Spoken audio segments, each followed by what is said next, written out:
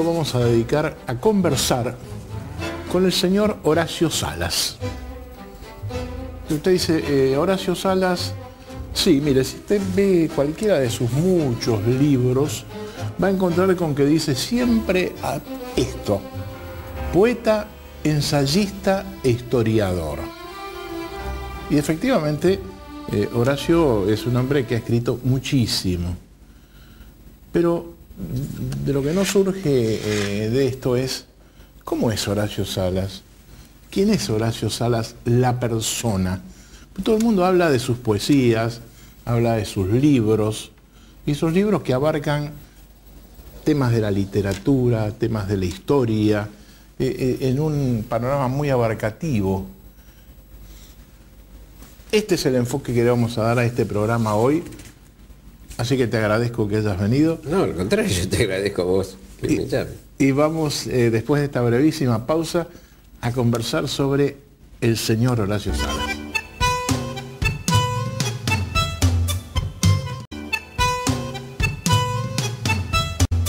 Bueno, y la primera pregunta es esta. ¿Vos sos porteño?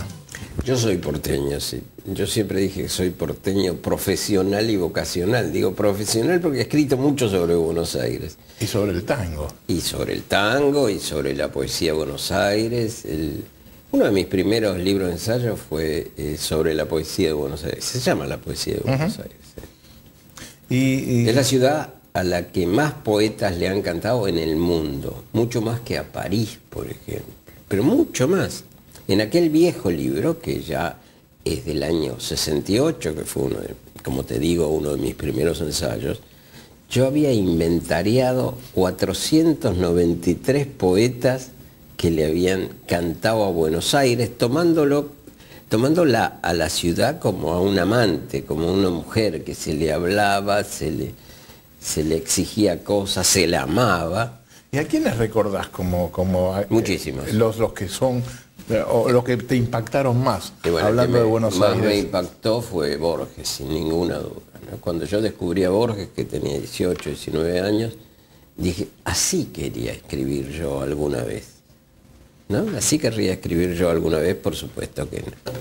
Es algo imposible, y además porque cualquier imitador de Borges es siempre un fracaso, es un imitador, porque Borges es inimitable.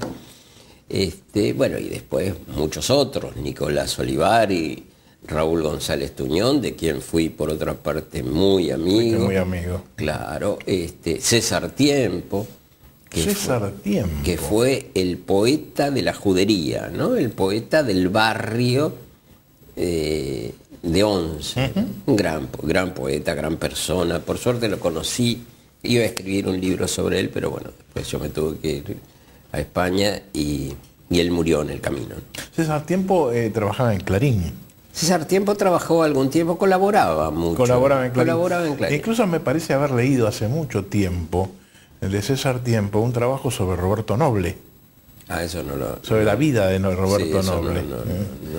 Él ha escrito sobre todo, es un hombre que debe haber escrito cerca de 100 libros. Él escribía sobre todo, sabía sobre todo, y tengo una anécdota con él. Yo estaba en ese momento en el Canal 7, hace ya muchísimos años.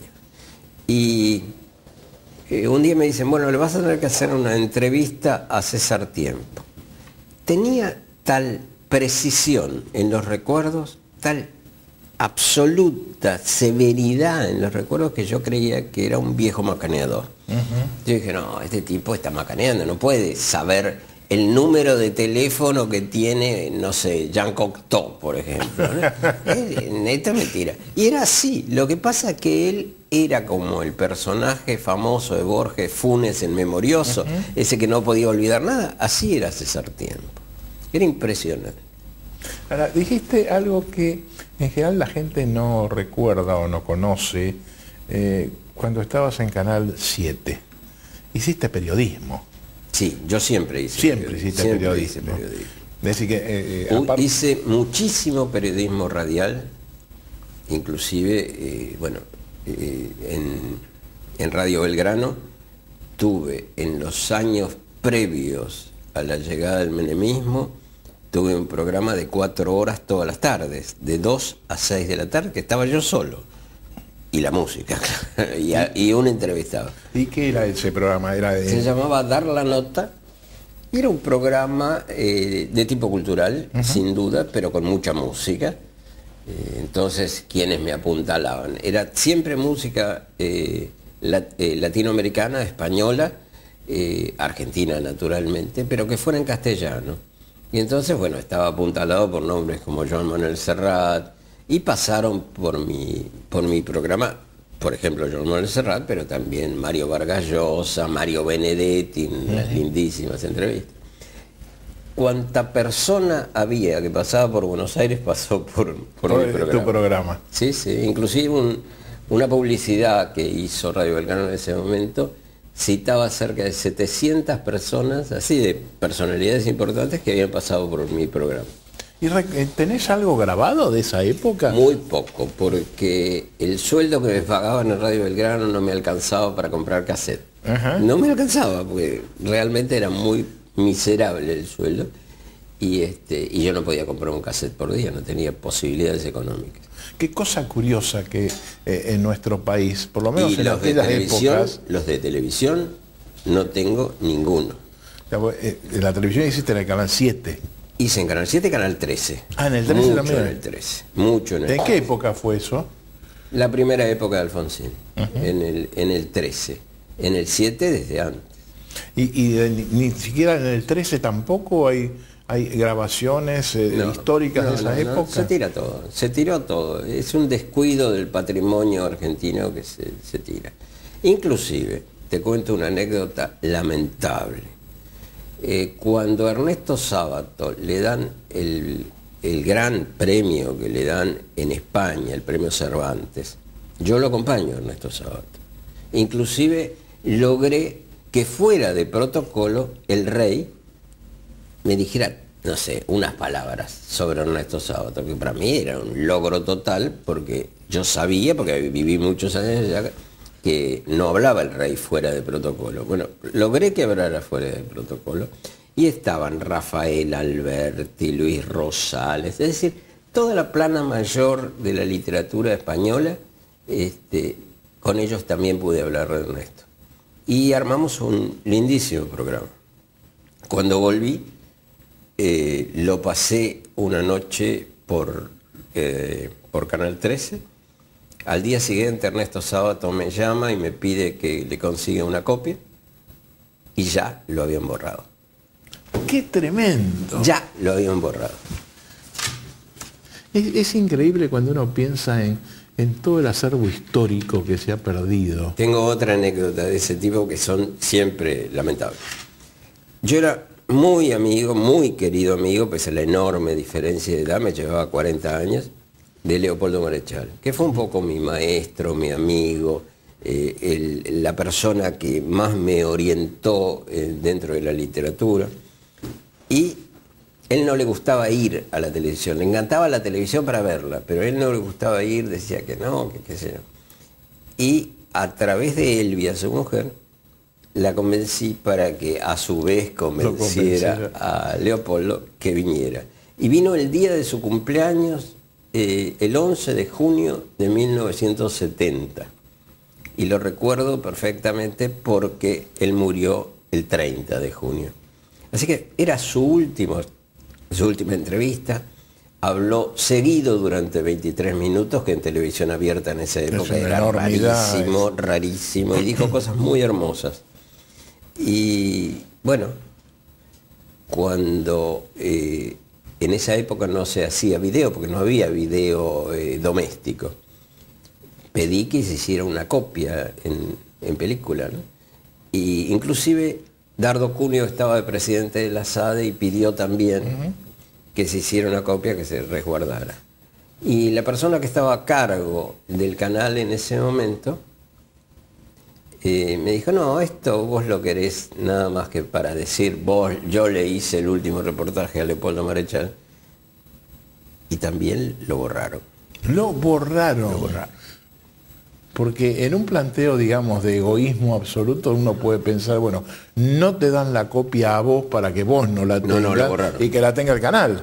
No, pero lo que me dijo, directamente me dijo, no, vos lo que querés es darte corte, que le hiciste el último reportaje con ella.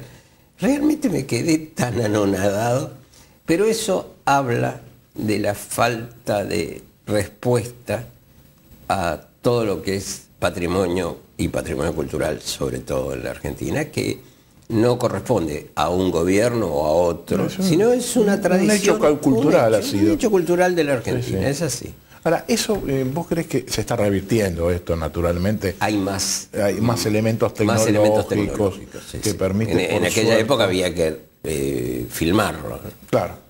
Esto también hay que tenerlo en cuenta, pero se podía filmar, ¿no? Claro, pero vos fíjate, por ejemplo, cuando el canal Encuentro, cuando apareció el canal Encuentro, le dio mucha importancia a reportajes grabados en España. Sí, bueno, son los reportajes de Soler Serrano, que yo los vi cuando salían al aire en aquel momento. Yo los conocía porque los años que viví en España. ¿Por qué viviste en España? Porque me expulsaron de la Argentina. Yo trabajaba en YPF, era jefe de prensa, publicaciones y todas esas cosas. ¿Cuántos años tenías? 36, 35, 36. Y mandé a hacer un mapa de la Argentina y había en la época de Isabel desabastecimiento de tintas. Y un empleado me dijo, mira, la única tinta que está bien es que es vermellón o magenta, no me acuerdo. Y cuando llegó el gobierno militar, me echaron de YPF por haber hecho un mapa rojo de la Argentina. Aunque parezca mentira, aunque parezca una ridiculez. Y yo tuve la mala idea de contestarle casi en broma, porque me parecía un disparate y un absurdo. Y entonces empecé a conectar con, bueno, el rojo es el color que mejor se ve, el ojo humano mejor lo ve, las vírgenes que hay, las apariciones de la Virgen donde hay rojo, yo las estudié, yo soy católico y lo sé, y tuve la mala idea de poner, bueno, leyendas también, Caperucita Roja, Papá Noel, todas esas cosas, y el rojo en los ejércitos argentinos, que vienen, el color rojo viene de la época de las invasiones inglesas, pardos y morenos tenían una chaquetilla roja, y los granaderos tenían y siguen teniendo parte roja, algunos partes del atuendo, lo mismo que los patricios. Bueno, eso parece que le molestó muchísimo al interventor YPF, y lo cierto es que me hizo poner en la lista de seguridad del Estado. Había 3 listas, una de los que eran guerrilleros, otra de los que eran simpatizantes y otra de los giles. Yo, por supuesto, caí entre los giles. Sí, pero estuve 7 años afuera por estar, porque nadie me sacó de la lista. Hacemos una brevísima pausa, Horacio. Enseguida volvemos.